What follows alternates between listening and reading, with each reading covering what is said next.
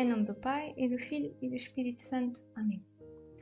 Fim da segunda parte da carta encíclica Dominum et Vivificantem do Papa São João Paulo II, publicada em 1986, sobre o Espírito Santo na vida da Igreja e do mundo. Fim da segunda parte. O Espírito que convence o mundo quanto ao pecado. Secção 6. O pecado contra o Espírito Santo. Ponto 46. Tendo em conta tudo o que temos vindo a dizer até agora, tornam-se mais compreensíveis algumas outras palavras impressionantes e surpreendentes de Jesus. Poderemos designá-las como as palavras do não perdão. São-nos referidas pelos sinóticos a propósito de um pecado particular que é chamado blasfémia contra o Espírito Santo. Elas foram expressas na tríplice redação dos evangelistas do seguinte modo: São Mateus: todo o pecado e blasfémia serão perdoados aos homens, mas a blasfémia contra o Espírito Santo não será perdoada. E àquele que falar contra o Filho do Homem, ser-lhe-á perdoado, mas a quem falar contra o Espírito Santo não lhe será perdoado, nem neste mundo, nem no futuro. Evangelho segundo São Mateus, capítulo 12, versículo 31 e seguintes. São Marcos: aos filhos dos homens serão perdoados todos os pecados e todas as blasfémias que proferirem. Todavia, quem blasfemar contra o Espírito Santo jamais terá perdão, mas será réu de pecado eterno. Evangelho segundo São Marcos, capítulo 3, versículo 28 e seguintes. São Lucas: e a todo aquele que disser uma palavra contra o Filho do Homem, perdoar-se-á. Mas a quem tiver blasfemado contra o Espírito Santo, não lhe será perdoado. Evangelho segundo São Lucas, capítulo 12, versículo 10. Por que a blasfémia contra o Espírito Santo é imperdoável?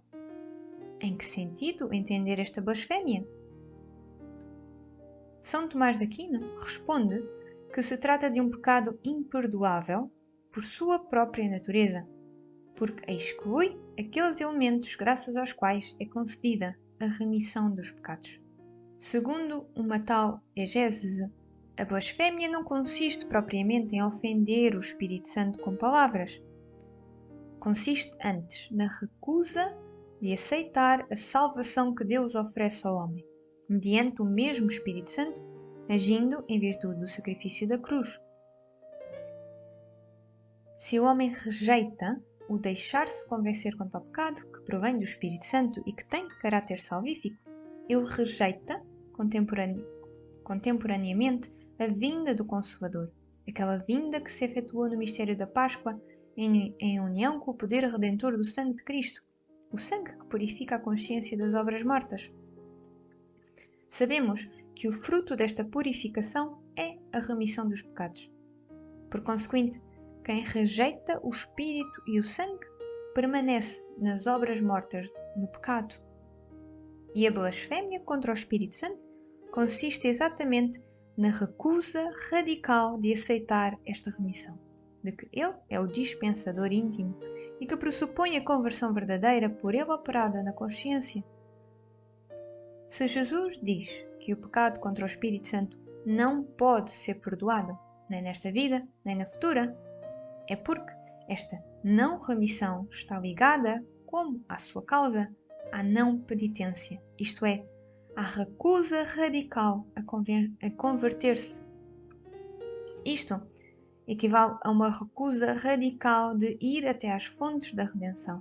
Estas, porém, permanecem sempre abertas na economia da salvação, na qual se realiza a missão do Espírito Santo. Este tem o poder infinito de aurir destas fontes, receberá do que é meu, diz Jesus. Deste modo, ele completa nas almas humanas a obra da redenção operada por Cristo, distribuindo os seus frutos.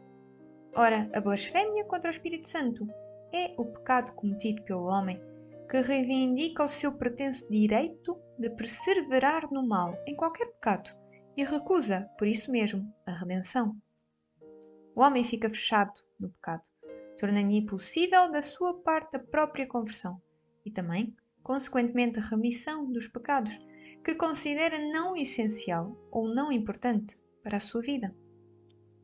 É uma situação de ruína espiritual, porque a blasfémia contra o Espírito Santo não permite ao homem sair da prisão em que ele próprio se fechou e abrir-se às fontes divinas da purificação das consciências e da remissão dos pecados. Ponto 47. A ação do Espírito da Verdade, que tende ao salvífico convencer quanto ao pecado, encontra no homem que esteja em tal situação uma resistência interior, uma espécie de impermeabilidade da consciência, um estado de alma que se diria endurecido, em razão de uma escolha livre. É aquilo que a Sagrada Escritura repetidamente designa como dureza de coração, conforme está no Salmo 81-80, versículo 13, no livro do profeta Jeremias, capítulo 7, versículo 24, e também no Evangelho segundo São Marcos, capítulo 3, versículo 5. Na nossa época, a esta atitude da mente e do coração corresponde talvez a perda do sentido do pecado, à qual dedica muitas páginas a exortação apostólica Reconciliatio et Penitentia.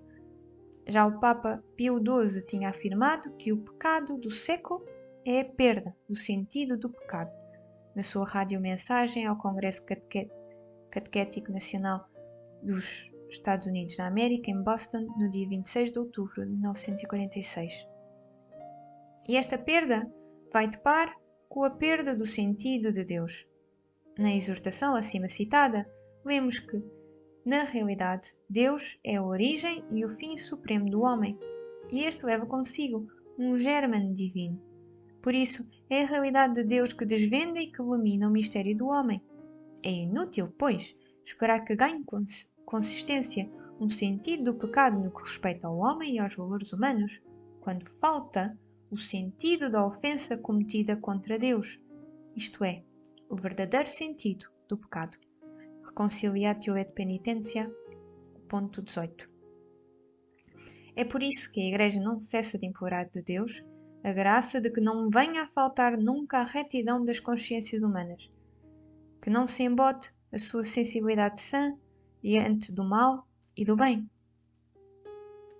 Esta retidão e esta sensibilidade estão profundamente ligadas à ação íntima do Espírito da Verdade.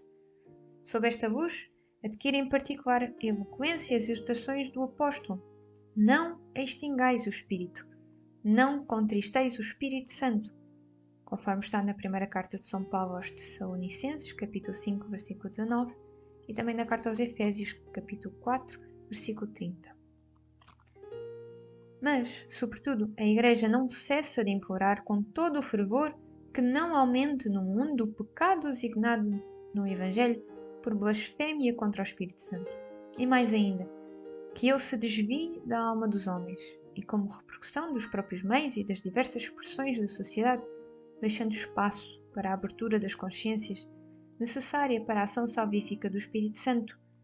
A Igreja implora que o perigoso pecado contra o Espírito Santo ceda o lugar a uma santa disponibilidade para aceitar a missão do Consolador quando ele vier para convencer o mundo quanto ao pecado, quanto à justiça e quanto ao juízo. Ponto 48. Jesus, no seu discurso de despedida, uniu estes três domínios do convencer como componentes da missão do Paráclito: o pecado, a justiça e o juízo.